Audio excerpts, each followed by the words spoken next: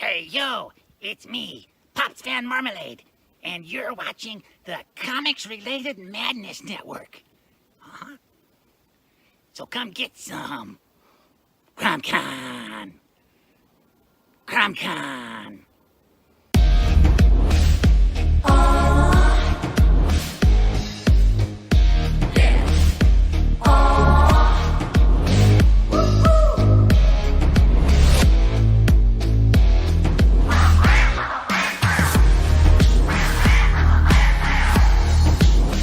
Your favorite podcast, it's Critical Blast. Hi, this is Tim TK, host of That Silverline Show on Tuesday. Join us at 11 p.m. Eastern, 8 p.m. Pacific every Tuesday night as we discuss pop culture and the joys of making comics. And I'm Scott Wakefield, host of Silverline's Wednesday Wham, where we talk about comic books and all kinds of great storytelling, sometimes with incredible guests. And we want you to join us Wednesday nights from 8 to 9 p.m. Eastern. We'll see you there. I'm Roland Mann, and I host Silverline's Silver Sunday. Join me every Sunday at 8 p.m. Eastern as we make mine Silverline.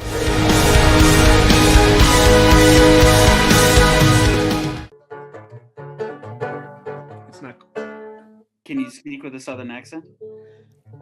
It's against my upbringing and my nature to.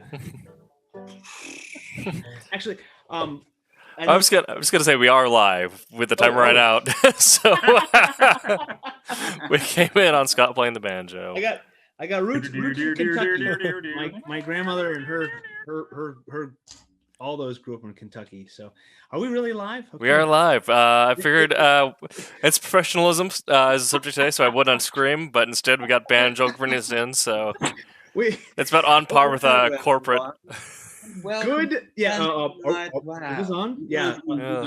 All the professional. We're not live. Keep on. Here's some more banjo. I like that. It was good stuff. Maybe in the middle of the show we'll have a musical interlude. I'm gonna get us started. I'm gonna say good evening, everyone out there. It is Wednesday night, and from what I'm told by our producer, we are live. So hopefully you're out there hearing this. We got a light crew tonight, and we are going to talk about being professional. We'll get to that in a little bit. Professional by everybody showing up to be on the show. It's a great topic. We're going to talk about being professional in general, as a general rule, but then also some rules for the road for the publishing and entertainment and print and written word world that we all kind of occupy in one way or another. And and if the topic goes on from there, we'll just follow it. If you got and maybe some banjo playing, we'll find out. If you got a topic, you got a question or an idea or something you want to talk about, throw it in the comments. Tim's going to keep an eye on those. And it doesn't have to be about the topic we're discussing this evening. If it's about comic books or pop culture or something else maybe you want to chat about, we love the participation. It is our custom here on the Silverline shows to say hello and introduce ourselves because we're all working on something for Silverline and then things not for Silverline, but we are creators, and we'd love if you followed us on our various social medias and so forth. And I'll get it started. I'm Scott Wakefield, and I'm co-creator and co-writer of the upcoming title Steam Patriots for Silverline, and that should be out very, very soon. And I also help with publicity with for Silverline and all of our outlets. So if you've got a show out there or a podcast or you do reviews, shoot us an email, shoot us a message, and we can collaborate in one way or another, hopefully to get your name out there and help get our name out there as well. And Steam Patriots is on Instagram and Facebook and all that. So why don't I allow Brent to say hello, then Tommy, then Tim. So Brent, go for it. All right. My name's Brent Larson. I am the creator and writer of Kalis, like we just mentioned, issues 3 and 4, just about done and ready for your viewing and kickstarting pleasure.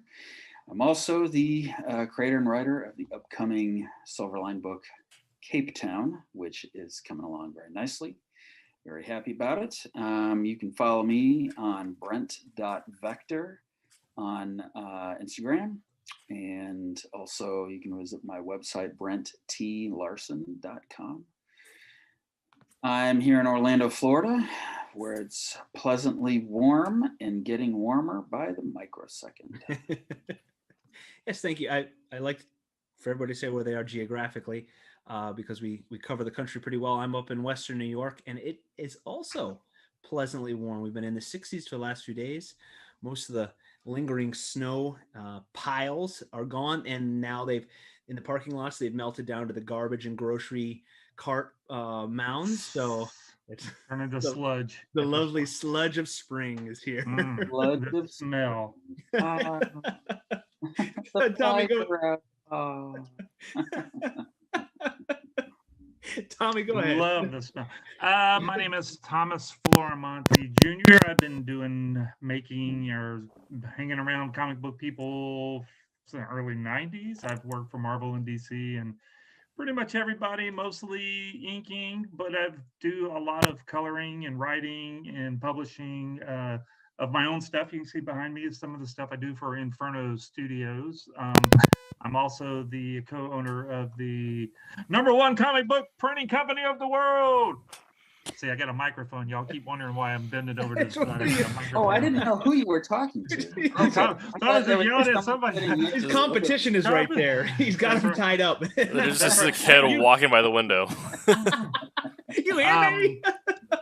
Kablam Digital Printing, which we print all of the Silverline stuff plus pretty much everybody else's stuff, other than the the big companies. They go to big presses, but everybody else comes to us. We're pretty big too. But and for Silverline, I'm in the past I've inked a lot of cat and mouse stuff. I inked the first run of Demon Tales, but currently I am inking. Have it written down. I am inking the Silverline team-up book featuring Champion and Miss Fury. Mr. Pete Clinton, he's over on the Sunday show. He's the one that's penciling that book. I'm inking rejects for over Mr. C. Michael, which he's professionally not here today. I don't know what happened to him. Yeah, where is this guy? Yeah, I don't know. So because I've got I was going to show you all the page. I inked one of the pages on paper so he can hear some of the from the rejects book. I'm also inking as we get going a little further the Silver Blade book with Dean Zachary, and I think he's doing spring break stuff with his family, so that's why he's not on tonight. And then we're going to get back on to Trumps. I know that we've got the third issue, or it's not the third issue, it's the second half of the first half of the second book is being drawn by Mr. Quentin Bedwell, if I'm pronouncing his last name correctly. And then Pete's actually penciling the second half of the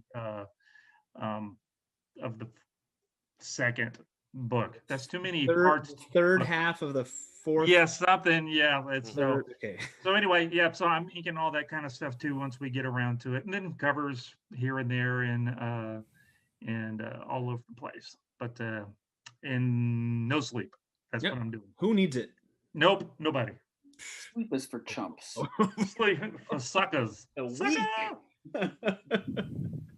All right, Tim, go for it. Say hello. I am Tim GK. I'm the associate editor at Silverline, and I help with the online scheduling and run the craft series, where we just had our own Haley Martin with a post on scheduling your own project. It's a very nice professional tool for indie comic creators. Yeah. I was hoping she was going to be on tonight, because that would have been a really professional segue because of all the stuff that she wrote. I was going to say, how did you come? Because I've been doing this forever and I don't break it down like you do.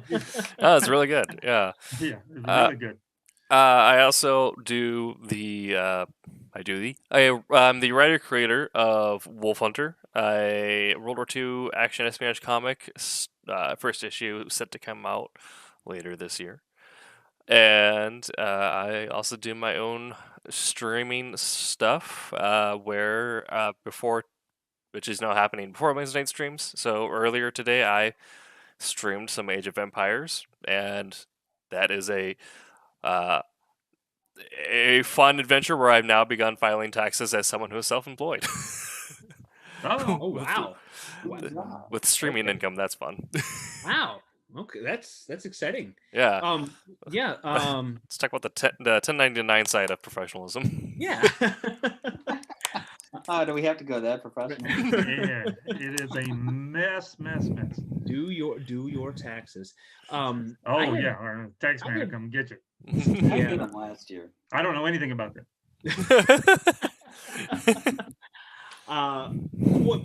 Tim, where if people want to read the craft blog and read Haley's great article about being a professional, where can they do that? Silverlinecomics.com. Thank you, sir. And yeah, some of our folks are vacationing tonight. Rory, I know Rory's having a rough life right now. He's in Hawaii. Oh God! Really? You got lost on the way to Ohio that bad, huh? How did he Florida to Ohio. Florida? They some sort of left at Albuquerque, right? How did he do that? The snow's almost melted there. Right. And he didn't take us with him. I don't understand. No, but he sure sends me pictures. What? Oh boy. Oh boy. Punk. Yeah, that guy. Okay, so yeah, and Haley would have been great because she's like the model of professionalism with us yahoos yammering, and she just works along and then provides gems of wisdom and then goes along, and we're just a bunch of goofballs. The topic tonight is professionalism, and I have not been in this industry for really any amount of time, but I have studied quite a bit, and it was beat into me at school to treat yourself as a professional.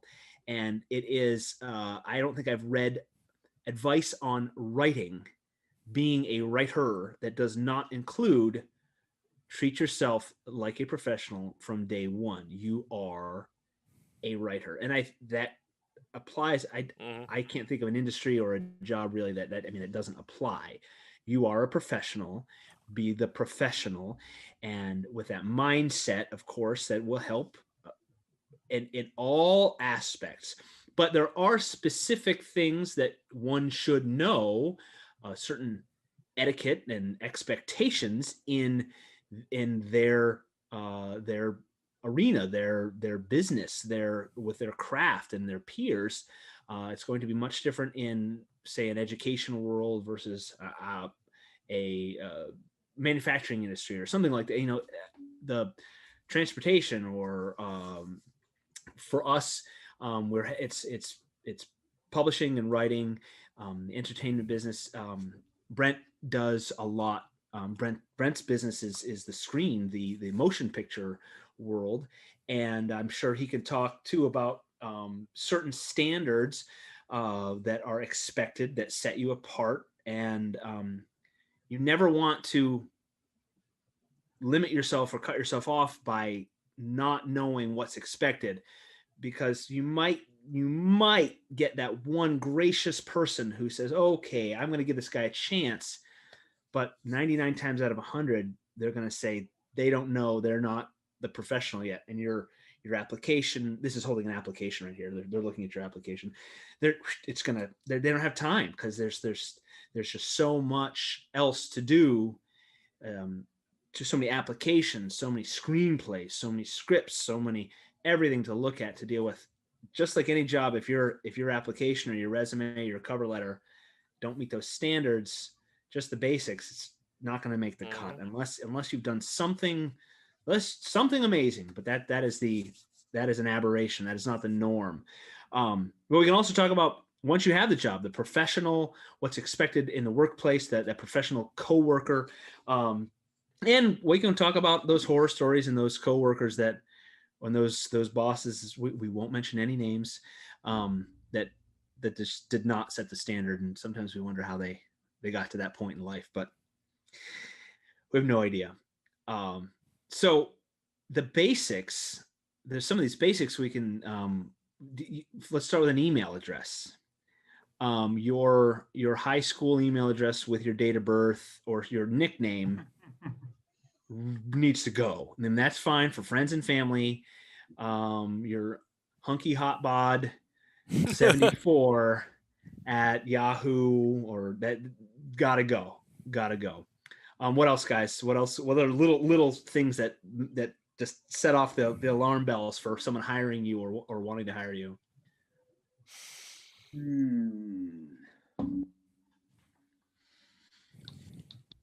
I'm trying to come up with some stuff. The one trying to hire you, man, it's that thing of trying to get the job without having the experience thing. You Yeah. know, is always tough at the very beginning. But I can. Luckily for me, I was able to. Lack of a better word, was able to get in on some people's coattails, kind of a thing. So I was able to do the work. Yeah. That's the professional part of being able to do the work. But I lucked up a little bit when I got in with Roland and Steven and Mitch Bird and all those guys. They helped me a lot to break in. But to be professional enough to not oversell yourself, that's always a good thing. Trying to make sure that you, if you say that you're going to, even in the case that we're all, even though I'm running a printing company, and then you can say, well, you're doing comics all day long. You're doing comics on your day job and doing comics when you get home to actually make the comics. I kind of think of them as two separate things. So you got to be able to produce. That's the biggest professional thing to me, because I know lots of folks that got in that just can't do the work. And good or bad, if I'm not talking about the professional of how good their work is. Is it a professional job? I'm not talking about that. And just the you being able to produce the work in the time that you say that you're going to do it. If you can't do it within a certain amount of time, you need to be able to say that up front. And promising stuff that you can't come through with is really messes up a lot of stuff, especially in comics. Well, I guess it messes up everything. Yeah. And we talk about that with the TV shows and the writing and all the kind of stuff for the movies and stuff. But with comics and stuff, because it's a big conveyor belt kind of thing. You got the guy writing it, then the guy penciling in, the guy inking in, the guy lettering, the color. So the guy at the penciler is not able to produce the pages fast enough. Messes up everything. If the inker is not keeping up with the penciler, then the colorer can't do their job. And so it's a big conveyor belt of professional people. I'm rambling on now. No, it's fine. You talked about you said writing coattails, and that very almost in any case that it's a who thing, which will open doors. And there's nothing wrong with that, but Tommy, if you were an unprofessional buffoon, fine. Nope. Well, okay. You are professional enough. I'm going to use you professional enough as an example. Because you were professional enough to, you say Roland, and so he said, "Yeah, this guy can do it. Yeah, I know this guy, and I recommend him." Yes. It's just because he knows. I know this guy, but between you and me, no, do not. That's going to happen if you aren't a professional, or if Roland said, "Yeah, I know this guy. His email address is bigdumbgoofball at CompuServe.net, and he writes, here's his resume. It's on a napkin. But yeah, I like him." No, you're that's no good. So you mean Scotty Too Hottie at AOL.com? Is probably not a good one. Yeah. I'm sure that's taken. That's not really my. Hottie is my real last name. That's right, Hottie. Too Hottie. It's Dutch. I don't know. I'm persecuted. My dad was a Supreme Court justice. No, I think your thing at the beginning, it doesn't cost a whole lot of money. Go ahead and buy you a domain and just like mine is Thomas at infernostudios.com. Yeah. I've got other, I don't accidentally, it's like when you're signing up for the junk mails, I've got some really bad ones that I use, like blah, blah, blah at Inferno City. Just so they'll go to junk. But don't use those. Yeah. Right. But right. You can get you, and then, get it at, like GoDaddy or whoever, cheapname.com. And then you can still use their email server you don't have to host your own email server and all that kind of stuff. So you can easily get a custom domain that, an email address that will stick with you forever. I've had Thomas at Inferno Studios for, God, 20 years or however long. I bought Inferno Studios when it first, when you could first start getting, I've had tons of people trying to buy it from me. And I'm like, nope, that's mine. That's me. Well, we'll give you 50 grand. Nope. It's Inferno Studios. I'm keeping it. Well, and Tommy, that's a good example too, because that's another level of professionalism. That's not just the basics, the bare minimum. That's another thing that sets you apart one step more. I mean, it's not just something at Gmail like everybody else, which is fine. That's fine too. Yeah. But that's one level, especially in the world. I mean, if I was applying to Walmart or a grocery store, it's fine. You want to be professional, but you don't need that's they don't care. And but in this sort of world, the entertainment and world, great. You've gone that extra step. For me, like proofreading and editing and stuff like that, one step. Okay, I'm setting myself apart. Brent, what about well, real quick, in the Facebook chat, Amy and Jennifer say hello. Oh, hello. Amy and Jennifer, hello. Thank you for joining us. Feel free to chime in, give us examples of unprofessional behavior or great examples of leadership. I always like those examples of leadership because I'm always I'm not great at it. But I got a mix in the Coast Guard. A huge portion of my adult life was Coast Guard, and I got the mix of amazing leaders who studied and practiced and tried to be better, and then those people that just got there, and then responsibility was heaped upon them, and they really weren't ready for that role. So when I find a good leader, and I'm not talking like a superstar that writes books, but anybody that I interact with, I try to glean what I can from that person and find out how are they a good leader, and because that sets the stage for the whole culture of whatever group of people, organization, workplace. And then this all fits into that whole professional, if they set the standard, everybody there knows the expectations and knows how to be professional. So Brent, I was going to say, what about in the film world? I took my film experience really only is a screenplay class at Full Sail. And then after that, I haven't really applied it. One thing they beat into us was formatting of a screenplay. If I submit a screenplay and it does not, that's one of the things that's like in the comic book world, we have, there's variations, but like the screenplay world, like it's like this, right? Courier 12 point. Yes. And that's if someone put Goudy Stout or if they put Courier 11 point, it's unprofessional and it gets tossed. So it's about as rigid as any format I've ever heard of. So yes. And you don't want, if you want to get into that, you can't ignore it. You can't, and people, you might want to say, oh, that's stupid. No, that's the expectation. It's the rule. I mean, you want to drive a tractor trailer, you got to have a commercial driver's license. You can't, that's stupid, I'm not going to, no, that's the rule.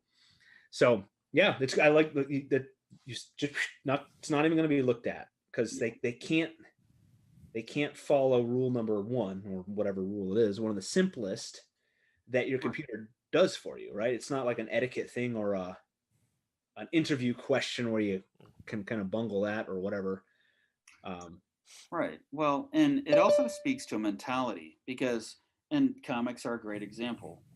You write a comic script, it doesn't matter how it looks because really all it needs to be is legible for one person, right? And that is your artist. Yep. But if you're writing a script, you have to show it to someone who is in the industry, who has to have at least an idea that you know what you're doing enough to spend their valuable time even reading it at all. Mm-hmm. Then they have to show it to, if they want to, pursue the project, they have to show that script to a director who has to look at it and realize, okay, This script is 120 pages long. Okay. If it's 140 pages long, this guy probably doesn't know how to write because he's just writing too much stuff. Yeah. If you're Aaron Sorkin, you can get away with it. But if you're a newbie, you cannot. And then that script then has to get shown to like the production designers so that they can figure out exactly what they need to buy to make your sets look really good. And if they look at it and they see that it doesn't look right, then they'll be like, who is this guy? And you'll be creating doubt around the project. You don't want to do that. The actors have to be able to look at the script that you wrote and be able to know exactly when their lines come in. If the person who has scripted the lines is competent to write good dialogue. I mean, everything hinges, so I love script writing. In one respect, it's the easiest part of the process because I can write a script, hand it to my friends, and then go and do whatever I want. And they have to do the hard work of putting together a production. Now, the funny thing is, I produce most of the production too. So I kind of, that's not my favorite part of it. But anyway, but writing the script is also the hardest part of it because everything pivots on you getting it right. And it also is funny because it's the one thing that can get hammered the most. Because if you write a script and your filmmaker friends read it, they can be like, Brent, which I'm not buying what you're selling. This has happened to me several times. Now, if they take a script that they like that I've written and they make a film and I'm not buying what they're selling, I can't really do much about it because it's already a made film. And really I can say, well, good on you. And, it seemed worse. So the script is really, it's almost like the anchor that's going to keep the boat from drifting, but it could also be the anchor that will sink the entire production. And so you kind of have a sense of responsibility around it.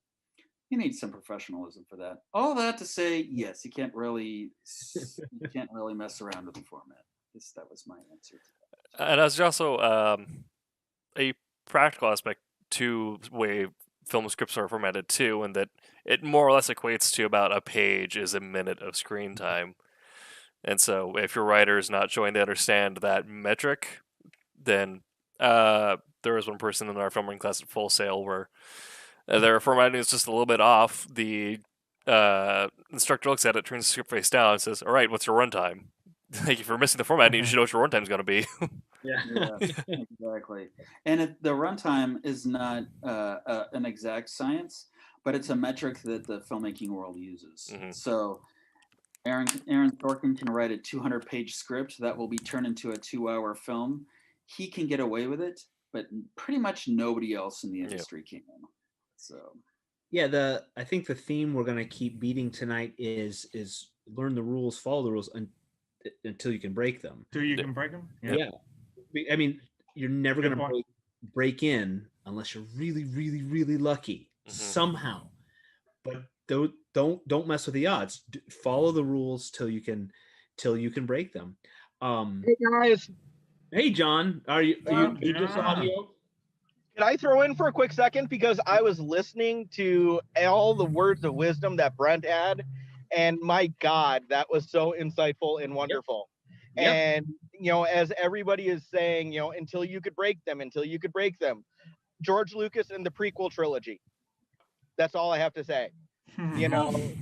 Exactly with the dialogue. The dialogue was wooden. The dialogue wasn't very good. Story could have been great, but the way that Brent was just describing, the dialogue has to be sold by the people that are there, and that could make or break. I think all of us would like to have seen a little bit more dynamic delivery, but when it's not much to work with in the first place. Or did you guys already talk about this? Because I came in late. No, we've been talking a little bit, mostly about the kind of the entry level. Just don't shoot yourself in the foot by not following the rules. And George Lucas I don't know, did he get lazy? I don't know. That's a whole thing. But follow the rules. And just like if it's your first job, don't fill your application in with crayon. Don't until you can sell your dynasty for $4 billion, and then go for the Crayolas. You can do whatever you want. The example I always use, one of my favorite books and movies, The Road, Cormac McCarthy. Well, when you win the Pulitzer, you can throw away the conventions of writing. You don't need dialogue. You don't need you can just, in your dialogue can be, you sure? Okay, yeah, really? Yep. But it makes a great book. I love The Road. I do not like No Country for Old Men. I couldn't even read it. I'm sure he's written other stuff. But The Road is one of my favorites. Yeah. But he can throw away your own script. Then you can do pretty much whatever you want. That's also like Hunter S. Thompson, like Fear and Loathing. It was so weird. By that time, he was already well known as a journalist. Like everyone had already read him at some respect. So when that came out, they're like, it's weird, but the guy sells. Right. But if he had started that way, again, it's rare. It's rare. You might be that aberration, but if you're trying to get into an industry, if you're trying to make a name for yourself outside of kind of as fine, but if you're trying to get noticed by the industry, and it might rub you the wrong way. And so I don't want to say don't go for it, but if you want to get a film or you want your script to be looked at by a professional, you've got to follow the rules, just like any job. You've got to follow those, what they say. Yeah, I have a personal anecdote here as an editor, and then also a bit of instruction I gave to a cohort of students. The rule I had, or the antidote of advice I'd given these students is, speaking as an editor, the first thing I'm going to see is your formatting. And so if that doesn't match the guidelines as listed, I'm probably going to skip over that because I'm getting a docket of 200 submissions and yours is just like in there. So it's going to be much more efficient for me just to panel to the next one. And if I, skip over the next Othello, sure, but I'm getting something that I know I can work with. Right. Odds aren't good that you're going to hit the next Othello or skip over the next Othello too. So yeah. I mean, it's if you're not formatting well, then I'm already making assumptions about the amount of time you spent on your craft. Because you're probably going, if you're proud of it, you're going to also polish up your paragraph that you're pitching with. And if you feel that you are so special that you can buck the conventions, that's another red flag to an editor, producer. This person, they're on another level. They think they are. Yeah. Are you guys trying to say I should spell check my stuff too before I say? Oh, for sure. Yeah. You do your own comics, so you can do you, man. If you're an auteur, then you can just kind of do whatever you want, and that's also why I think a lot of them die of overdoses at young age. I bet they know what he says to Tarantino. So many spelling errors. I'm afraid we're gonna have to pass on this one, Mr. Tarantino. Quentin, we need less feet. Sorry, Quentin Tarantino. I'm sorry. Is that why we didn't get a Star Trek movie yet? I knew there was something behind that. I mean, that's also why I hear about it is if it's not his own project from like top to bottom, it's a kind of a nightmare to work with someone like that. So I getting him to do something Star Trek related where he has to work with the Roddenberry estate and CBS and all that, it's going to be a lot for him. Yeah. The personal anecdote I had is I won't go into specifics, but there's a person who at a publication I had to essentially pass the recommendation to Can. We're asking for full scripting. First we asked for outlines. The outlines came back kind of wonk. I'm like, all right, sure, let's go straight to a full script and we'll see what we can do there.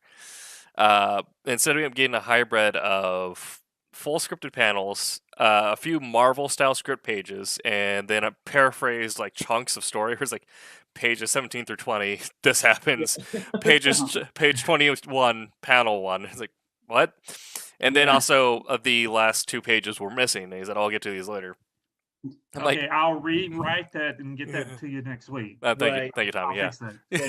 So, but it's the story was. I like the story, but the problem was the formatting wasn't there. And at this point, we'd already gone through a couple things of back and forth, and I thought they were getting what we're going for, and I listed out guidelines and bullet points, and they didn't meet the guidelines as listed. At that point, and then when you kind of brought it up, they start talking about like, oh, but my other stuff with this other thing. I'm like, well, now you're just kind of making it seem like you're trying to make yourself bigger than what your formatting would imply. Right? Yeah. Yeah. And don't argue. That's another, like, don't argue. And Tommy, you were saying too about I don't know exactly what you said, but it was about maybe knowing your craft, but and bad mouthing other areas of the that in the genre, and then and saying you're better. Like, this is me. I'm those guys. You're out of the gate, and I know we're talking to people getting into the industry. You're not hot stuff, and I say I'm not hot stuff, so I've still got to follow the rules. Like I submit to Roland. Asked me for, he said this, and this. I need pages this through this. Yeah, and you're not going to say, oh, wait, I'm creative. I'm gonna, my art. I know you have a format that you want this turned in. See, I'm actually working on something I'm going to send towards Roland, and I said, Roland, I could just tell you what it is, but why don't you send me over how you want me to format something, and I'll write it that way, so that way you can. Yeah. Like, he goes, well, why don't you just tell me? And I'm like, no, let me write it up properly, and so I'm gonna follow the rules myself, maybe a little bit. Yeah. They also, so submission guidelines. If you're talking about getting your foot in the door, there's no question anymore. You're not calling anybody anymore. Well, you might be, but everything's spelled out in front of you now. There's no reason to miss this. If there's somebody you want to submit a story to, a screenplay, go to the website, and there's submission guidelines. I would say almost 99% of the time are going to be there. And most of the time they're going to say, we don't accept unsolicited manuscripts. But if they have submission guidelines, follow them to the letter. And it's the same way with the art and stuff too. When you're trying to see new pencilers and all that kind of stuff, if they just, we need to see sequential artwork. That's what and if they send a bunch of pinups, you're like, well, that dude standing there looks really good. but can you tell a story? And it's like, no, but look at this. I could draw the girl doing this. And like, well, that's not good either. Can you draw her just talking? Nope. But I can make her do this. Yeah. See, that's and I haven't been in that decision where I've seen like, oh, they do like really cool art, but I haven't seen any panels like, let's talk about a cover. I don't want you doing interiors yet. Right. That's right. It's and the to further I guess describe the severity at which guidelines are handled in every industry. Even well-known professionals up to like a high point have to match these. The D&D Rick and Morty crossover comic by Oni. It was co-written by Jim Zub and Patrick Rothfuss. This is Patrick Rothfuss coming off of the King Killer Chronicles being like the best new selling fantasy series in a while. Sure. But Jim Zub has been doing comics forever, and everyone in the Big Two knows him. He's done a lot of good stuff that's got a lot of reviews. And so he's doing stuff by the guidelines for Oni, like 22 pages, no more than 5 panels or whatever. But Patrick Rothfuss, because he's coming off of Times to Seller, all these other fantasy awards, everything like that, he was like, what if we just get like an extra page and a few other panels? Pat Rothfuss can get that, but Jim Zub can't. So, and it's like, unless you're a New York Times bestseller with several awards, and to the point where you're crushing like Game of Thrones sales numbers, you're gonna have to deal with guidelines. Guidelines. Yeah, there are rules. Right. Follow them. Yeah. And one thing to note too is it's amazing how many people want content, but it is even more amazing how many people want to break into something, whether it's film or comics or short stories or whatever, which means that the guidelines aren't just a way to make it easier for the publisher or the reviewer. It's also a way for them to cut down on the amount of submissions they have to read. So if you send in something that you want to submit, but it's so obvious that you didn't check the writer guidelines, they're just going to send you a no thanks note, and then they don't have to read your stuff. Yeah. Right. And all that work you did is for nothing. That's the thing is, again, speaking as an editor, unless your story is like absolute butt, no editor wants to tell you no. Right. Selling stuff makes us money, and also allowing people to make stuff they're excited about is just cool, and it's fun to be part of that. So any excuse we get to say no just to make our job easier. Yeah. So like when we're given, like when Roland passes around, all right, submission docs, here's the associate editors, what they're looking through. And I'm like, all right, this guy's stuff is a little off. I'm going to cut that because that means that I have now opened up more space to find something else that I'm excited about later on. Yep. Yep. Yeah. Hey, John, are you still there? He's asleep. Yeah.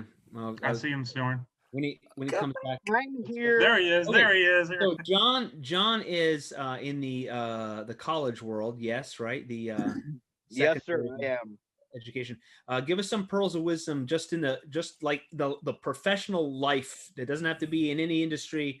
What you tell your students and what you sell to set them, how to tie a tie and shine your shoes, kind of stuff.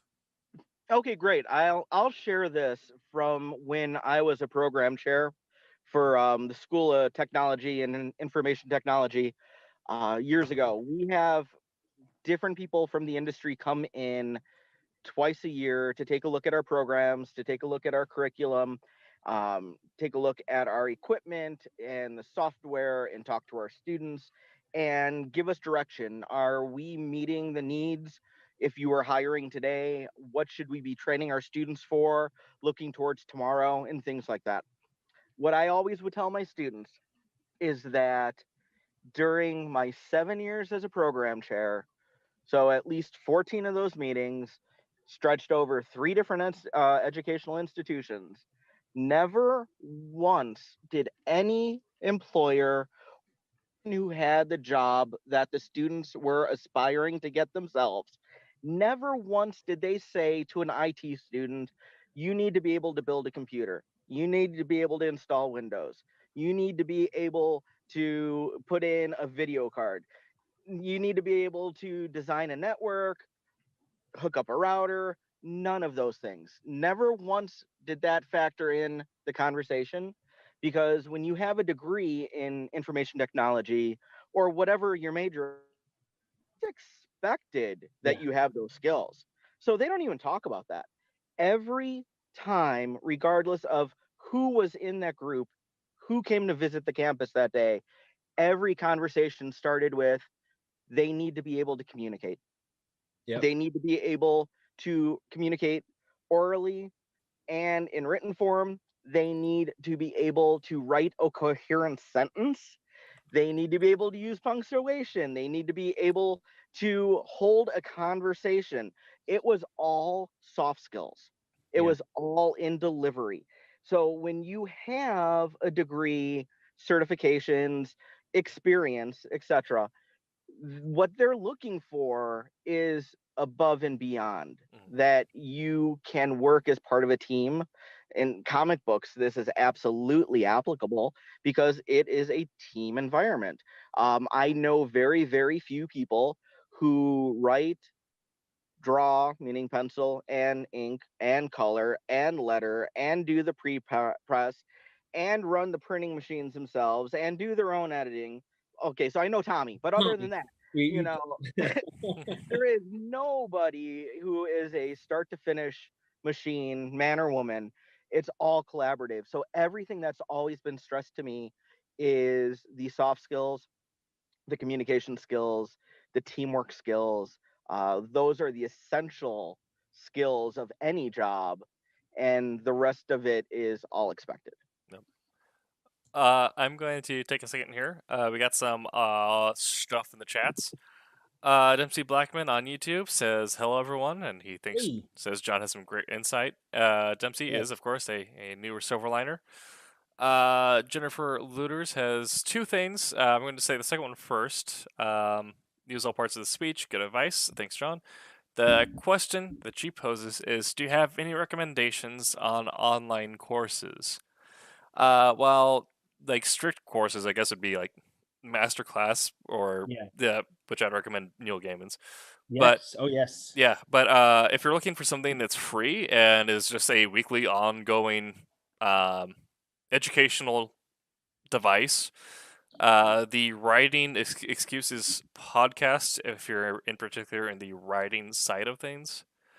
If you're on an illustrator side of things, look for something like Drawfee's work podcast. But Writing Excuses is jointly hosted by Brandon Sanderson, Mary Robinette Colwell, and Howard Taylor. Howard Taylor writes the Schlock Mercenary comic that just wrapped up its 20-year run.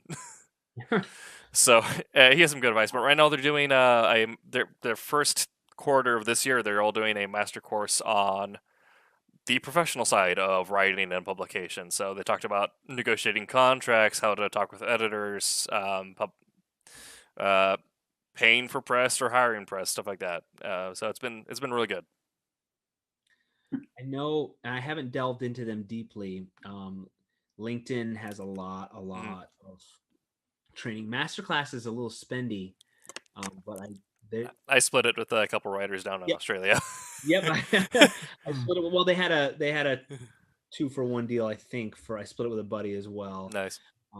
But yeah, classes on it's Masterclass. It sets the standard pretty much for training.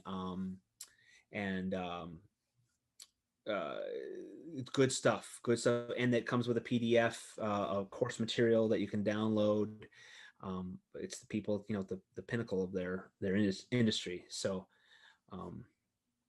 yeah, that good stuff. Dempsey Blackman wants to know, what are some pre-requirements when joining a comic publisher?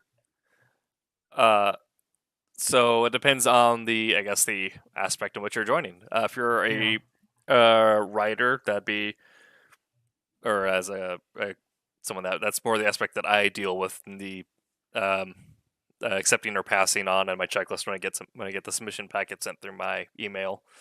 And the thing is just having your story written and the pitch complete and formatted properly. Again, match the guidelines as listed, and ideally do have that first issue written out, because that first bit always moves super fast. Like, okay, here's your pitch. Great. What are your characters? Great. What's your outline? Great. What's your issue? It also depends on, as far as the writing goes, how you're coming into the publisher to start with. Are you bringing your own uncompleted book in, or are they hiring you to draw something or to write something? Because if it's the second, then you've got to be willing to write what it is that they're wanting you to write. And listen to, if there's all of a sudden, like with for instance, with the Champion Miss Fury book, it was only supposed to be a 3-issue story. Now this is what Roland wrote, and I'm like, why don't we try to, I mentioned to Roland, why don't we try to fit in some of the other stuff? And we got Pete to do a 4th issue, and Roland's like, that's a good idea. Let's add more. So we were, as Roland, as the writer, had to be willing to work in some extra stuff. Right. So you got to be able to be willing to work with your your publisher. And this is for like my advice I gave is for like a creator-owned Sure, exactly. If you're trying to get hired by my friend Chris over at Mad Cave, what'll happen is you'll be in contact with the editor and with the chief publisher, Mark. And unless they specifically request a creator-owned from you, they're going to ask you to continue on one of their own series, and they're just going to you're going to need to essentially be up to date on what that series is, and you're going to say, all right, great, send us a submission of what you think the next issue should be. And they're probably going to give you an outline, kind of saying, we're here, kind of get us to here, these 4 or 5 things need to happen. You just make them, figure out how you want to get there. So you have to figure out how to match tone, how to essentially mimic someone's character style. Dialogue and pacing you can mess around with, because that can change writer to writer, as you see with other stuff. But characters, tone, everything all needs to stay consistent throughout the run, pretty much. And so that'll actually require a little bit more experience because you have to know how to mimic. That goes along too with if you're making a submission, make sure you have studied what they publish. If they're a kid's book or a kid's genre, you Yeah. want to send something, R-rated, blood and guts and all that. Yeah. Follow the submission guidelines to get in. And I beat the drum. Tim, you said it too. Finish something. Yeah. Finish a story. I love the National Novel Writing Month, NaNoWriMo. It makes you sit down for a month. Now, this is for novels, but I tell people get from point A, get from beginning to end, and just write the dumb thing. And if your protagonist, your hero, turns from a adult male to a female child to a alien by the end of the story, who cares? Just for crowd to fix it. I know that's your story. It's like it's exactly. That's yeah. Okay, I got another story. That's Neil Gaiman's masterclass. He says your first draft, you just sit down and you write it, and then your second draft is the art of making it look like you knew what you're doing all along. Exactly. There you go. I think Hemingway said a rough draft of anything is excrement. He did not say. So what the four of you guys say, because I mean, y'all the four of you are writers, would you say that when you sold, because in all of your stories are things that you brought to Roland, that you told Roland kind of what the story was going to be in your, and so because that's what you sold the company, you sold this story to the company. Now, if all of a sudden, in Kalis, if all of a sudden he decides to become some kind of Nazi guy or something, then that's not probably what the story was about. And Roland, have you read issue 2? That's literally in issue 2. That's my other story. I got to rewrite that one. Well, no one. But I mean, is that something being a professional to keep deliver what you promised? I guess. Yeah. And you don't. So get it done. So you have a whole story. Now So now we're it could be motion picture, it could be comic book, it could be novel, it could be short stories. So in there it will be adjusted to fit the format. Yeah. But now you're telling the director, the producer, the publisher, I have a complete story.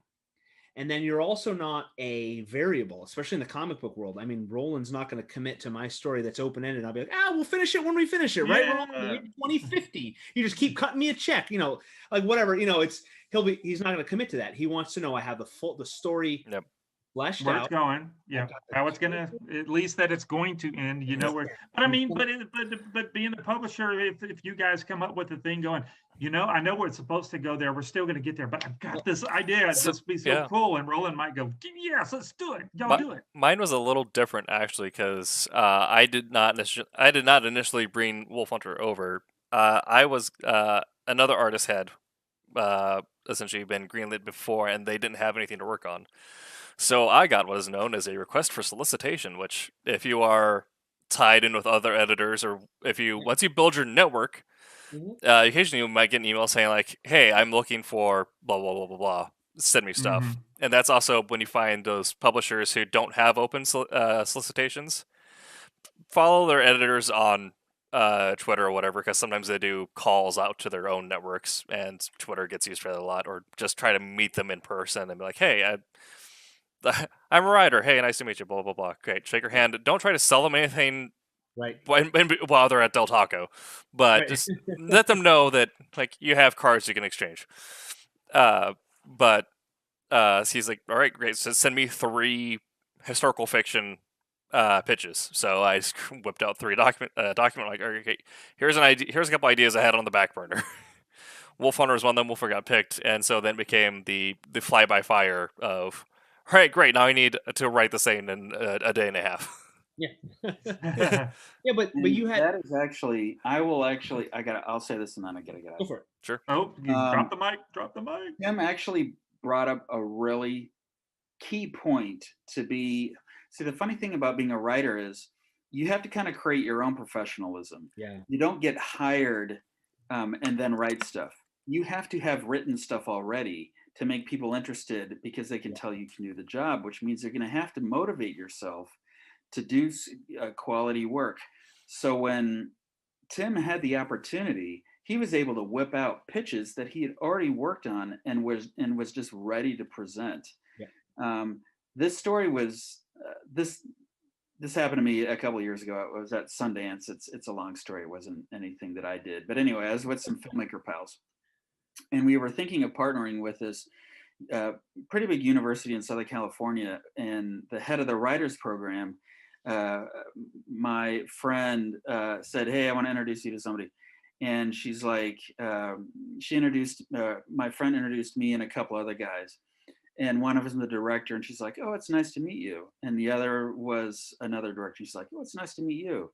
And my friend says, "And this is Brennan, he's a writer." And she says, "Oh, it's nice to meet you. What are you working on?" Yeah. And I knew in that moment, she was gauging if I was real or not. Because if I had said, "Well, I'm kind of in between projects," he would have said, "Oh, that's very nice," and it would have been over. Gone. What I was thankfully I was actually working in Kalis at the point, and I had a couple of short scripts that I was working on, and even a mini series at the time. I was able to rattle those off, and the conversation kept going because she knew that it's not necessarily that I have big screen cred. She just knows that I consider myself a writer enough that I write, and by writing, that makes me legit, even when I haven't been discovered yet. Because really, that you can't control, but you can control your output, and you have to take that seriously. That is ultimately what's going to make you a professional. So just be ready when it happens. That's perfect. That goes back to our that was our one of our earlier points too. Treat yourself like a professional. And I wanted to talk, and John, you can chime in on this too, about creating just your own your persona that's out there, because your whole life, well, not your these are like $20 a pop. You can just get them and they will say whatever you want them to say. Yeah, I can even tell from the screen that it's like 3D. Yeah. you start creating your professional persona out there on the interwebs, and that's big too, because if you want to get discovered, which really isn't the best tactic, but it might happen, because if you build some momentum around yourself and around your brand, you want it to be professional. You don't want it to be you, dumb pictures of you at the bar, passed out, stupid stuff like that. So you have to think like that. But Brent, if you need to bounce, we love you very much. Hugs and kisses. Have a great evening. Okay, you guys too. I wish I could stay, but I'll catch you next week. Thank you for joining us. Later on. Later. So out there, go ahead. I was going to say that are also the MCS asking where do you make the business cards? Vistaprint. I mean, it's super easy. Yeah. Moo is a little more expensive, but they make cool stuff too. Vistaprint, they're relatively cheap, and they'll bang them out really quick. Fast. Yeah, I mean, you can also Kablam does some other stuff, I know, promotional wise. You'll meet people around who just do printing. Yeah. Get to know them. There's a print shop that's like a couple blocks down that is doing my flyers for future conventions and stuff at my stands. Still exists, right? You can go there and they'll do business cards. I think so. They may not be as cheap or as good as we had one of those Kinkos. Yeah. We had one of those Kinkos that bought their rights out, kind of like how restaurants will do. It'll just be like essentially Five Guys, but not Five Guys. But we had one where they bought the rights and they were copycats. I'm like, oh, that's smart. That's fun. Yeah. But the other thing for getting into a comic publisher is honestly think of the road less traveled. Not being people think about it is we need accountants. If you have a physical location, you need janitors. It's not the most glorious work, but IT is huge. You could be a printer, and there's a whole lot of room for lateral work, because where people hear about requests for submission before the rest of the world does. It's going to be on the plaque in the freaking hallway, and it's going to say, all right, here's the next things we have open. And generally, most places are open for some sort of call. I mean, you hear stories all the time about people who were working some places as a janitor. There was an open call, and they sent something off to the editor who knew them by name, so that got them to the top of the list for it. And they're like, oh, this is actually pretty decent. But be willing to take the weirder route, but just be willing to work laterally, and then also make sure that your extracurriculars are listed. So if you're applying to work at like Boom or whatever as an accountant, but then in your have your work experience, your degree, have your hobbies and other stuff in there listed, volunteer experience listed somewhere. Like I ran a comic book club at our local club, Yeah. like comic shop or whatever. And like, great, he understands the culture. Mm-hmm. Yeah, John. I wanted to talk to you about the importance now, especially of your digital persona if you want to be treated as a professional. I don't want to put the spotlight on you right now, John, but I don't know if you have stuff to throw in about that topic. Yes, the digital world. I was talking to my son the other day. He's going to be 16 this weekend. Oh yeah. And I told him straight out, and it made me feel even older than I am. But I am so glad that I grew up in a time without social media and a digital footprint that will inevitably come back to haunt everybody if somebody out there wants to get somebody. It is harder and harder to maintain a completely sterile yet engaging personality on the internet, because things that you may say when you're 14 and stupid come back to haunt you when you're 30, and it's really scary the way that the world is turned. But with that being said, that just makes it more and more incumbent on each of us to make sure that we try not to put anything out there that we don't want to see again. Today we're talking about professionalism. We know that usually on Wednesday Wham, we have a whole lot of fun and we laugh and make jokes. I cracked a couple small ones tonight, but I noticed even we're all kicking it up a notch tonight on professionalism. There is less joking. There is less kidding. And I know on my end, it hasn't been intentional, but I think that kind of proves a point right there. If we're going to talk about professionalism and share points, tips, and tricks, we need to model it. So I think that is very appropriate for us tonight. Things for maintaining good social presence: be kind. We always need to be kind. I have actually recently been going through some manuscripts and quotes from my religion, and the Jedi Order has a lot to say on a lot of things. And one of them that I took to heart lately, and there's been a lot by Qui-Gon that I've been taking to heart. Life is, and I'm paraphrasing, but life is neither fair nor unfair. It just is. It is up to each of us to either be fair or unfair. And I like that. A lot of people fall on the, well, that's not fair. Well, life isn't fair. No. It is what it is. But with that being said, it's also what you make it. So if you're out there, as y'all said earlier, with pictures of you drunk and passed out, and I don't care if weed's legal in Illinois and Colorado and stuff not. I've never partaken myself, so yes, I am a square. But if there's pics of you out there, token up every weekend, just because you can, doesn't mean you should. And if you're going to do that, maybe it's not something that you want to put forefront on all of your social media pages. We have a judge. It's a very unfortunate story. I feel she was a young judge in Rochester area who put her life on social media, and it did not go well for her career because she needs to be the unimpeachable. She's a judge. Yeah. And it spiraled out of control because of her social media posts with alcohol, and then clearly not obeying her parole on social media. So there's no question about it. It's just it's an unfortunate story. Young judge that her career just, and it's sad.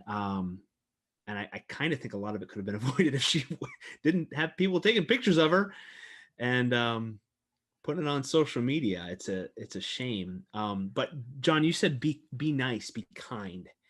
That's key. and do not burn bridges. Burning bridges. That's especially in comics. That is No matter- the yeah. number one.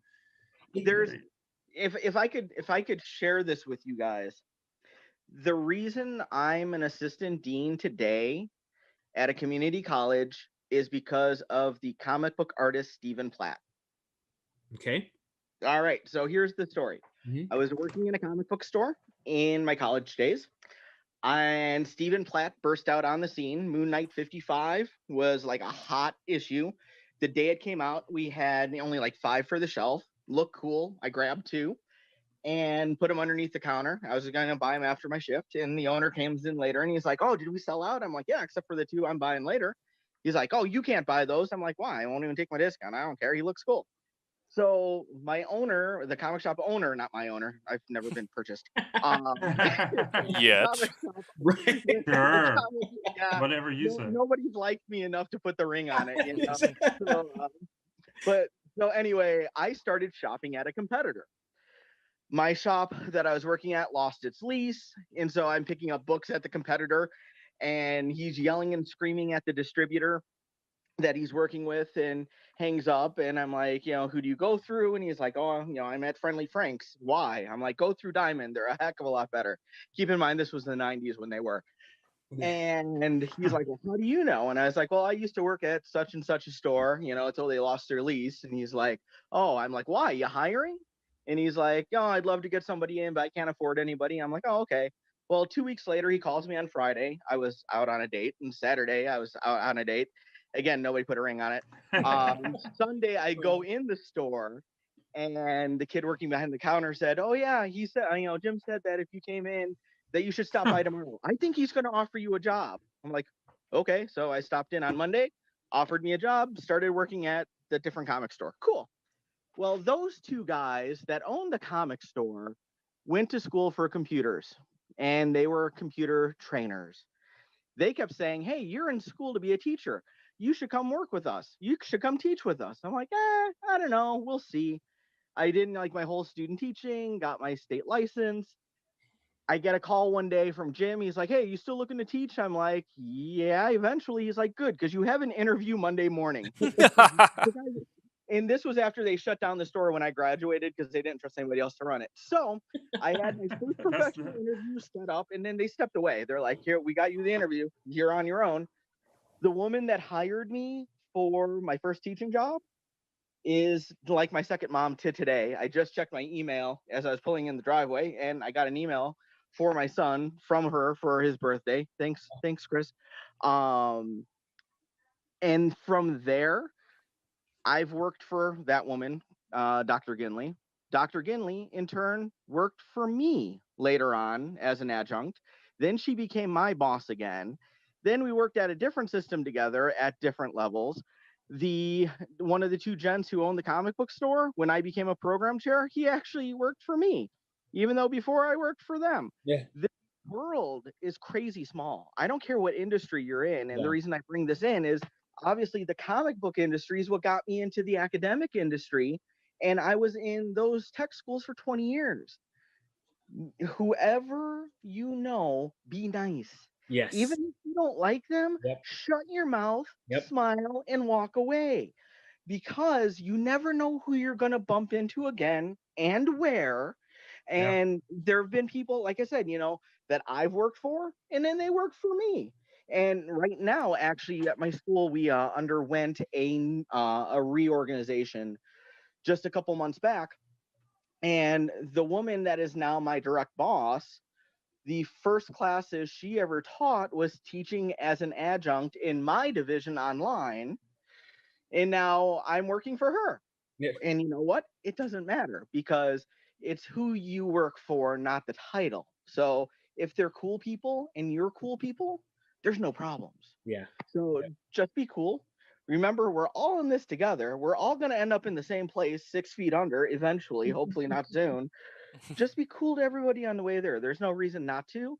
And if you decide to be a douche just because you can, again, just because you can doesn't mean you should. Right. It will not reflect well on you. It's not worth it. And the word will spread so fast. Yeah. You will become Nobody will work with you. Yep. So yeah, John, that's fantastic advice. Hey, we passed the halfway point, and I want to remind folks that are watching. First of all, thank you for joining us, and we extend special, super fantastic thanks to Daytona Beach Comic Con for sponsoring our shows. Folks out there, go check out their Facebook pages and a page in the website. Like, follow, share, all that sort of good stuff to stay up to date with the Daytona Beach Comic Con news. And don't forget, you have now the clock is ticking, 4 days left on our Kickstarter campaign of Twilight Grim #2 and Friar Rush #2. We're trying to get to $3,000 or 100 backers. Help us do that by sharing it far and wide, telling all of your friends, and we will unlock one of those, the stretch goal, and that is R.A. Jones's novel. You'll get a digital version of that as a bonus for the stretch goal. So help us get there. So that's my midpoint pitch right there. So we're talking about professionalism. If you're just joining us this very instant, and we've got lots of good pearls of wisdom, especially for breaking into the industry. And then we've been talking about maintaining your social presence as well, your digital social presence, because it's very important. If you can separate your wacky private life from your professional life, that's critical. And then the biggest thing, I think our takeaway so far: get the work done, follow the rules until you can break them, and be nice. Or the opposite of that, the obverse: don't be a jerk. Because be nice. Just be nice, even if you don't like. Don't worry. And that translates too into when we're heavy on the writing world here, because we're writers and creators here right now. But when you're getting feedback, and I'm not just talking writing feedback, but feedback professional from leadership, from peers, listen to it. You are not the end all, the be all. Listen to that advice and grow from it, learn from it. And so we don't have all the answers here tonight, but we've got a little bit of experience and a little bit to impart. I want to I wanted to keep going, and I've lost my train of thought there, because we were talking about our maintaining our digital presence, and then that's what I want to do. How to continue growing and being a good, let's say, coworker. And a lot of times in our business here, we're very rarely, unless we're working for a big publisher, we're very rarely sitting in a cubicle or in a bullpen. We're producing in our own little bubbles, but we got to keep the product moving, the project going. We can't be that bottleneck or the hang up. So Tommy was talking about, you mentioned that quite a bit. It's one person and the next and the next and the next, and there's a production schedule, and being professional is meeting those deadlines. And one thing that so as a writer, and again, I am not, I don't have the mountains of titles to my name, but what I really like when working with an artist is communication. If you're falling behind, just let me know. And that, most of the time it's okay, we can adjust. But when you drop off the radar, do not do that. So I have done. Stay in communication is what they're trying to. Yeah. Do not disappear. And if you see a problem on the horizon, like, oh no, this weekend there's a problem coming up, and I had planned to finish page 10. Yeah. Well, on Tuesday, shoot me an email and say, hey, I'm foreseeing a problem. Try to stay ahead of it. Communicate. Don't disappear. It's critical. And most of the time, like I've done proofreading and editing. There were occasions where it was way more work than I had expected. In my page rate was not meeting what, and I said, okay, listen, I don't think I can do this many pages by this time. And I think every time they said, okay, that's fine. We need to readjust. Thank you for letting us know and not waiting till the deadline. And then, oh, great. Now now the wheels come off. We talked about, being professional enough to do the work, but you also being professional is realizing that you've gotten over your head and you have to go, don't, like you're saying, don't wait to the very end when you say, I can't get it done. If you take on a job and you realize that you can't get it done, I mean, it's not professional to just quit, but sometimes you need to let everybody know that you can't get it done and you're going to have to stop. That way somebody else can be put in, so we can get the work done. So that's still, it's not, I'm saying not being professional because you didn't get the work. Am I making any sense? Yes, you were able to say that I couldn't get it done. I know I look like a crumb. I've made you all mad, but at least I didn't, you still got 3 weeks. Yeah. Help me find somebody else. Maybe I can do half of it. Somebody else can do the other half, that kind of thing. So you're professional enough to know that I was going to say a dirty word. You're not screwing over the rest of the team by bailing. I mean, it's not professional just to quit in the middle of a job, but it is professional enough to know that you can't finish it, and you're not messing everybody else up. One thing, Tommy, though you said if you're describing it well, you described it perfectly. I've dealt with this as an administrator at school, but I've also dealt with this as a publisher, of my own comic line. Give people the opportunity and the time to make a smooth transition. Yes. That is so necessary. Any administrator in a school, eventually we will have a teacher that cannot finish the semester. And, the example I would use for this one, for anybody on, the other side, as we're telling you, do these things to look professional. Don't do these things or you will look unprofessional. Sometimes people cannot finish a class, and it happens. It's unfortunate. None of us really like swapping out a teacher partway through, but everybody that's listening to this stream tonight has probably been a student. So put yourself in this perspective of a student.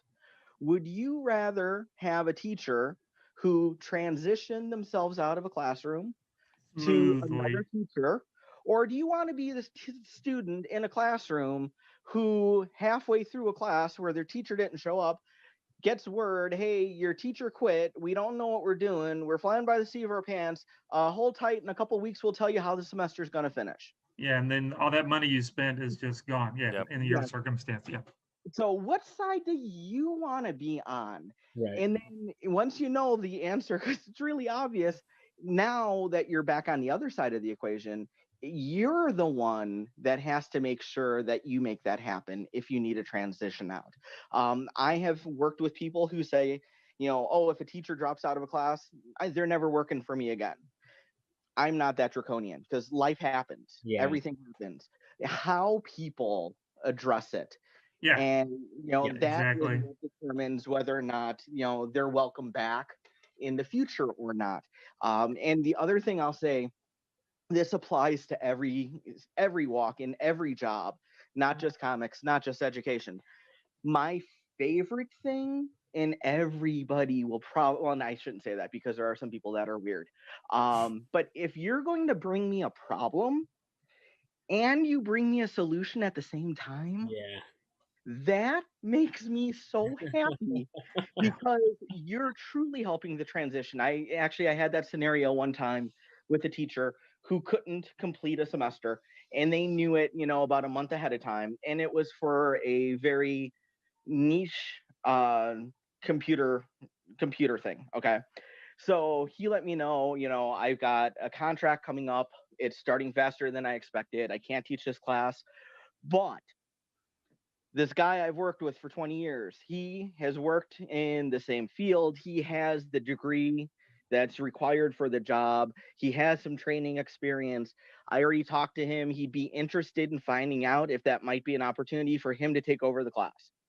I'm like, oh my God, marry me. Like, this is you know, and it doesn't have to be something that big, like where somebody's coming and giving you their replacement, because some people might not like that. But if you're going to bring to your quote unquote boss, manager, editor, whatever word you want to use, if you're going to bring them a problem and you bring them potential solutions on making it less bad, you will look that much better in their eyes, and the gratefulness will definitely be there. Yep. That's yep.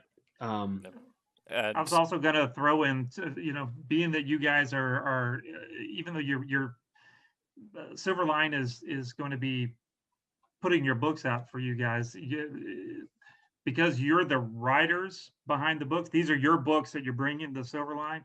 You know, say you've hired me to, or I'm on your team as far as doing the artwork and stuff, because that you're hired. I want you. You're mine. Yeah, I'm doing it. I'm doing it all. That's why that's why I've got this list of things, because I've said yes to everything. No, I've got to be professional, and most people aren't. You know, I've got to be professional to hear you saying, you know, Thomas, you know, we've got 2 weeks left. Are you going to be able to get those 10 pages done? And then I'm going, sure. But then you have to go, Thomas is not going to be able to get them done. So I'm going to find somebody to help him do it. And hopefully Thomas won't be mad that I'm going to get somebody to help him so we can get it done. You know, so it's the professionals got to be on, you know, both sides, every side. You know, you've got to be able to tell the person that, you know, I'm going to get you some help, you know, to help you finish, you know, that part of the job. And then I, being the one doing the job, I have to be professional enough to finally go, thank you. I didn't want to tell you I couldn't do it. And I appreciate that you helping me out. Well, that's, I mean, what I was going to say is one of the key things to do in any sort of professional setting where you work with other people is be aware that everyone has circumstances and situations. You don't need to be aware of the minute details, but just be aware of the general concepts, because you have them on your own. So, because that'll give you the empathy you need to know that if I am working with Scott on something and I know I'm going to be that something might come up, or that I'm going to get a week late on something, I don't know if something in his circumstance is going to change, so I need to be proactive and let him know. But also be aware of my own, so I know that if something else is going to come up and it's going to put me beyond capacity, I need to not be afraid to tell that person, no, I can't do that at the moment. Right. It won't get done. I'm just going to tell you. Yeah. But yes. Communication and trying to stay ahead of it as best you can is fantastic.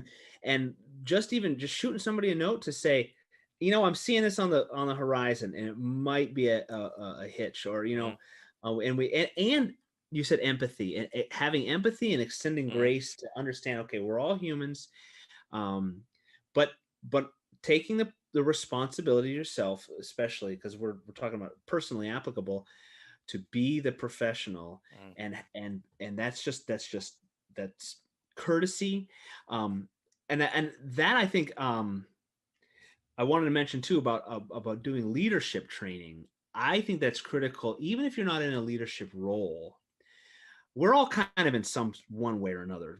There's some sort of leadership role, but we can take the advice of other leaders to become better followers, because then we see, okay, what are the people that are managing me dealing with, and so now I can know, and I can see, okay, these are the things we're dealing with. How can I help them?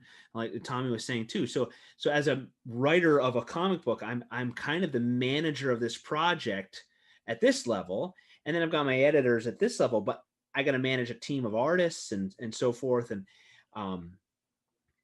I can be a good leader to them, but understand what my leadership structure is dealing with and expect. So I think that's a great thing. Once you're on the team, once you're in the organization, once you're working, I mean, even if you're not, I mean, if you're trying, leadership training, I think, is a great way to get a feel for how to be a good team player and a good follower, and then eventually, hopefully, a great leader.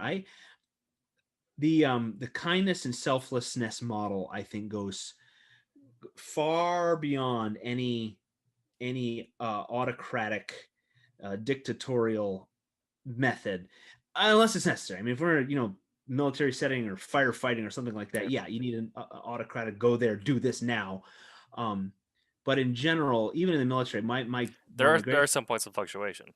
Yeah. Yeah. Oh yeah. And so one of my jobs in the Coast Guard, I was on a buoy tender, and it was a 180-foot old boat that we tended buoys. It was lots of rust and slop and gross, and they screamed at us and told us to do this. Well, most of the time, because if you didn't do it, they said you would get maimed or fall overboard. Yeah. But then there was a moment where my chief, he brought me a cup of coffee, and I was a nobody, but he knew I liked a cup of coffee, and we're out on the deck, and we had an hour to kill before another buoy. Brought me a cup of coffee, and that meant a lot. Yeah. And he didn't have to do that, but because I was a non-rate goofball out there straight out of boot camp, pretty much, but he knew. And so anyways, so that made his leadership style, that put him in a position where he could scream at me, of course, and I'll get the job done, but he also understood his subordinates, and that has stuck with me. Him being a good leader has stuck with me to be a good team player and have that kindness and empathy and awareness to be a team player and be just a good person and nice to people. Yeah. Can I share a story, Scott? Go for it. That's what we're here for. All right. As we say, don't blur the lines. I'm blurring so many lines with my other professional life tonight, but I think it's all applicable. And as a teacher, I always said, if I could have the impact on one person that two specific teachers had on me, my whole career was worth it. Luckily, I have reached that point. I have so many great students I'm still in touch with. At least one became a teacher because of me. I cried when he told me that. I'm actually up right now and seriously, it's touching me. Yeah. I'm so glad I'm not on video tonight. But the extending grace in the social media and everything being on video and capture moments. Yeah. So I'm going to be completely authentic on this one. At my college, which is not a secret because I'm easily Googleable. Is that a word? If not, I think it is now. Googleable. So, we have things called board review. So after the school board meets, the next morning, all administrators meet with the president's cabinet, and they walk us through what happened the night before with the board meeting, and we find out all the details. And it's very nice that they do that in that format. It wasn't too long after the pandemic started, and we were all working remotely, not expecting to. We're all adjusting to this new life. I'm a single dad. I'm at home with my 15-year-old at that point. Well, he's still 15 for another couple of days, and our two dogs. And we're stuck in the house, maybe like a month or two in now. And I'm doing the board review from my phone, like I'm meeting with y'all tonight, just voice. But it was the first time I ever used Zoom on my phone. And I didn't realize that if I put mute on my phone, that didn't necessarily mute my Zoom meeting. Yeah. So when my son was 1, for when people were coming over for his birthday party, I had done up his room with like all those big fancy stickers all over the walls. Spider-Man, Batman, room looked awesome. Well, 14 years later, he decides to tear them all down and throw them all on the landing where I'm walking on Zoom, thinking I'm muted, and in the president's meeting. And so he tore them all off, threw them on the landing. It's like the landing is it's a swath of flypaper. It's a mess on the floor. And I'm walking, and this stuff, I accidentally stepped on it. I tried to step over it. It caught onto one foot, and then, it pulled me down. I went and got caught on the other foot. I felt like I was like in a cartoon from my childhood, I'm like, and, I scream at him. I'm like, John, I'm like, what is with all this shit on the floor? Well, and sorry, Roland, I know you don't like swearing on your thing, but I had to say it that way because that's how I said it. Well, apparently... It wasn't you saying it now. It was you repeating what somebody else said. Yeah, so that's okay. No. That's what I yelled to John. That's why I yelled No, I meant that you can, as long as it's somebody else saying it. Gotcha. Yeah. So, okay, so quotes are okay. Good. Yeah, somebody named John said this. Unfortunately, when you mute your phone, that doesn't mute Zoom. I didn't know that. And so not only did I swear in front of the college president, her complete presidential group, and every administrator on campus. The whole school. So all the administrators, you know, I'm friends with a lot of them. We have good working relationships. Yeah. My phone starts blowing up. You know, like one of them, you know, one that says, "Ha ha, you swore in board review," and one's going mute. And so that was my boss at the time. And then my boss's boss at the time is like, "Put your phone on mute." But so my phone is beeping and chirping because they're messaging me, they're emailing me, and they're texting me.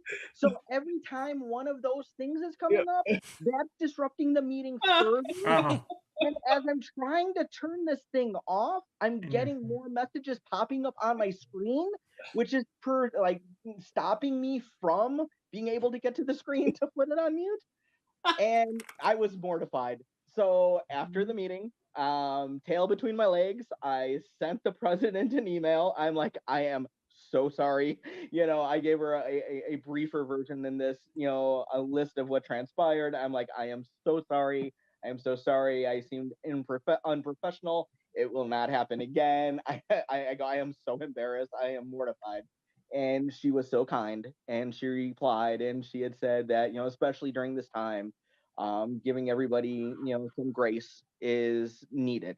You know, and that was, I was so grateful for that because not everybody would respond that way. So yes, that is where I was very grateful to have some grace extended to me because that was not fun. It was funny after the fact, but not while it was going on. Oh yeah. But two side things that I really want to pull in with this, going back to Scott, your direct question to me earlier tonight about maintaining a professional social presence. Did I ever plan to swear in the middle of a president meeting? No. But things happen, especially, you know, that one word happened that day. And just because you don't plan to do something digitally doesn't mean it's not going to happen. So that's my word of caution to everybody out there, as we were talking about maintaining, you know, your professional appearance out there. Even when you're not planning to do something stupid, it doesn't mean it might not happen. And then the other thing that, I'm not tooting my horn on this. This one, I did it because it was the right thing to do, and that's who I am. My parents raised me that way, and I am eternally grateful for that. Yes, I'm quoting the little Martians from Toy Story. When you screw up, and I screwed up, admit it and apologize. You know, I know great many people that probably would not have said anything to anybody, like, you know, the college president, hoping they would just forget or it would be swept under the rug.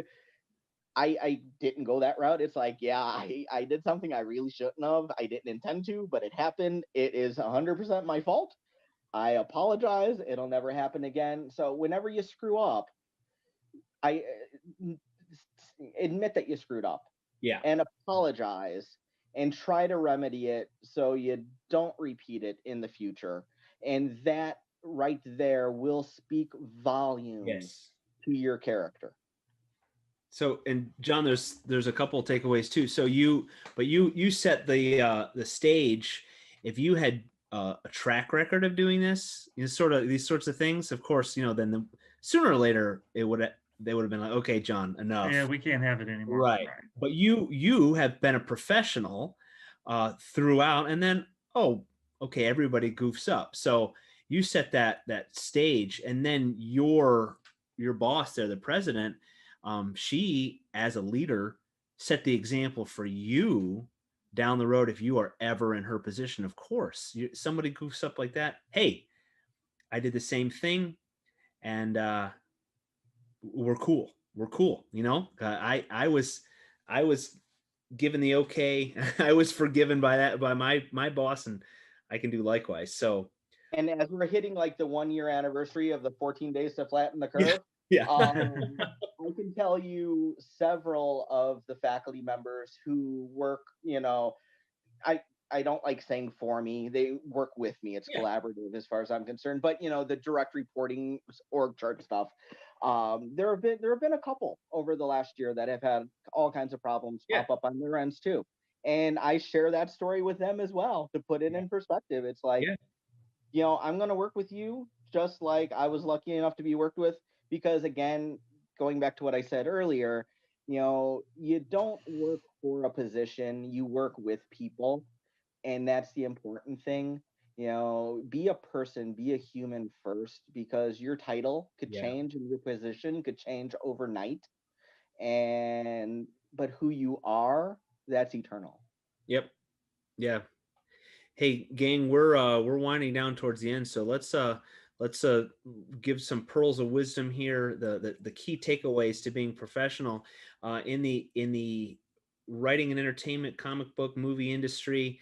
Follow the rules until you can break them, and the rules are out there for every submission, every editor, every publishing house, every comic book publisher. They have their rules, how they want to see it. If they want it crayon on a napkin, they'll say that.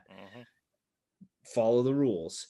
Do not shoot yourself in the foot. Do not sell yourself short by skipping a step, by being unprofessional, because you're going to be tossed. Your manuscript, your submission is going to be tossed in the can, or put in the maybe pile, because if you can't follow the rules at the start, you're not going to be someone they want to work with. And as Tim said, even the professionals that have been in the business, who have a multinational, international, global, galactic bestsellers, they get a publishing deal. They got to follow the rules until you can break them. So if you're trying to break it, I think Roland said it before, but I think he said it because I said it, because I'm going to take credit for it.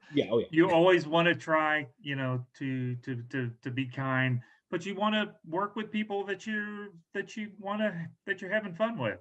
So so don't be screwing people over, and burning the bridges, and because we're all just trying to have fun, but you gotta be kind. I'm stealing John's thing. Be kind, be nice. You're right. I totally agree. We're a team, man. We all get to use the same resources. And then and it's not fun. The fun goes far enough until someone's not pulling their weight. So once you got the gig, once you're doing the work, do the work. Do it. Because that's also you're not anybody's friend if they're having to wait on you, if they're having to badger you, if they can't get a hold of you, you're not getting the work done. Do the work. They may still love you, but it's like, I can't work with you. I'm still gonna love you. You're still my buddy, but you're still my pal. That's right. We'll go get a cup of coffee, but we're not going to make a comment. I'm going to send you a Christmas card. Or send a whole bunch of CDs. I'm not saying who just sent me a whole bunch of CDs. Or Blu-ray CDs. John, we'll talk about this on another show. I got something to show you guys maybe next week or the week after. And we can still be buddies. We may not can work together, but if we're going to be buddies, we might not should work together. That kind of thing. Right. Oh yeah, we know. Oh, that's what I was going to talk about too. Man, we got a couple minutes left, but this is maybe is another topic. You guys talked about it, I think last week, a little bit about etiquette at conventions and so forth. Yes, that's part about being a professional too. Don't be that guy. And don't see just because you saw in a movie that somebody slipped a manuscript under the door in the bathroom. Don't be that guy, and don't be so creative that you're just off in la la land. There are just follow the rules until you don't have to. So I can't wait till we can all do shows together, so we can so I can teach y'all how to sit up behind a table and sell your stuff and right and show you what not to do, because I have surely done a bunch of stuff I'm not supposed to do. Yep. I'd say something that did not get touched on, but I feel like it's very apparent with this group, is maintain professionalism, but don't strictly keep it all business. Don't be afraid to develop a personality. Yeah. Like if I was talking with Tommy and all he talked about was page weight, like for printing and line weight for inking, I would find every excuse to get out of the conversation. But no, like when I'm talking to Tommy, Tim, I'm I like, gotta go. By yeah, the way, I gotta go. yeah. But talking to Tommy, I'm going to be like, hey, so what biking trails did you do this weekend? Right. Oh Wait. man, I got rid of that other bike that I had on order that was coming. We'll talk about that later. Well, sure. But I mean, we opened the show with Scott playing banjo, and so it's the good, clean personality content. And you can also put that on your social media because my stuff is mostly Destiny related to weightlifting, and the amount of creators I've talked to about weightlifting and Destiny, it's been great. But it's developing that personality that you can tie into a professional conversation. Yeah, you're right. And in the creative world especially, and maybe not the some of the business world. I honestly don't know much about the and it's a business. What is business? I don't know. But the creative world, yeah, we're creative. Be creative. Show your creative side. But yeah, make it make sense and not and again not alienate people and not be off crazy. But yeah, show your creative side. Incorporate that. Be fun. I mean, we're making comic books. Like I'm like, it'd be fun. Into the motorcycle world, but somebody told me, they said in this industry, if you're not having fun, you're doing something wrong. Yeah, exactly. Yeah, this is all about having fun. Yeah, telling stories. It's work. It's a lot of work, but it's having fun. And I can come at this from a business perspective, working a day job in financial analysis, business. But when you're meeting with a client for the first time, there's like a whole set of books on the process of that building that relationship, and the first thing to do is try and find rapport in a process typically referred to as the interview. And you want to learn their situation, like what their finances look like and what their taxes look like and all that. But the main thing you're looking for is hobbies. They say that if you succeeded in the interview if you can walk away with the takeaways going into financial analysis, but also knowing the hobby that you have in common, that next time you call them up, you can be like, hey, so I have this question for you about how'd this go last week? Or right. That's called being a friend. Yeah. Right. Yeah. So and let's. I like that. That's a good one, Mr. Tim. Good one. If you're trying to break in, and I keep having to say that I'm not a guru, but treat yourself like a professional. You are a writer. You are an artist. Be a professional and have that mindset, and then get the work done. Get a product to shop out there, and be nice to people. Don't burn bridges. Just be an all-around good person. I think that seems to be the common refrain for tonight's theme. And we are wrapping up. I don't want to cut anybody short. John, I can't see your nodding head or your shaking nose. He's saying yes. I'm all good. It's been a great night, and hopefully somebody out there can put together some of the words of wisdom that everybody tonight has shared. I picked up a couple cool things tonight myself. Hopefully this will help folks out there, and we get to add a whole bunch of other new upcoming energetic creators to the fold. Yes. And so why don't you, John, say goodnight, get us started, and tell folks where they can find you and projects you've got, irons you have in the fire. Let us know. All right. John Medic, last name spelled Metych. You could find me on Facebook. You could also find Beta 3 Comics on Facebook. And Sniper and Rook is returning in 2021. And it may not be the way that you want to expect. Ooh. Tommy? Thomas Flormonti. Go look to infernostudios.com. Inferno like the fire. And you can find me mostly on the Facebook. I do have an Instagram account and all that other kind of stuff. And Tommy Don't TikTok. Or TikTok Don't Tommy. I don't remember what it was. I forget what it was. But just look for me. And I will have more stuff to show. I didn't stream anything. We were supposed to be streaming, but we were trying to be so serious and make sure we got some good information out. I didn't even stream anything. So next time. And then next time, I promise when you guys come back, I'll show you what somebody sent me last week. There you go. I am Scott Wakefield. Coming up soon from Silverline is my title, Steam Patriots. It's at Steam Patriots on Facebook and Instagram. And if you want to connect professionally, you can put your necktie on and go to LinkedIn, and I am there as well. And Tim, say goodnight, and then I'll make our final plug before we say goodbye. Yes, I am Tim TK. I don't have an app for the bass at the moment. It's in the garage. But I am the writer, creator of Wolf Hunter, the associate editor of Silverline, and runner of the Craft blog series. You can also find me on Twitch at AgroBacon, where I played some Age of Empires 2 before stream today. I'll be playing some stuff on Saturday. I was gonna say something else. Tim TK Writer on all the socials, at Tim Doesn't TikTok on TikTok. All right, Kickstarter. Like that. We got 4 days left. Twilight Grim #2, Fire Rush #2. Everything coming out of Silverline is so exciting. We have our world and our titles are expanding. Our stories are continuing. Go over there and support our independent creatives.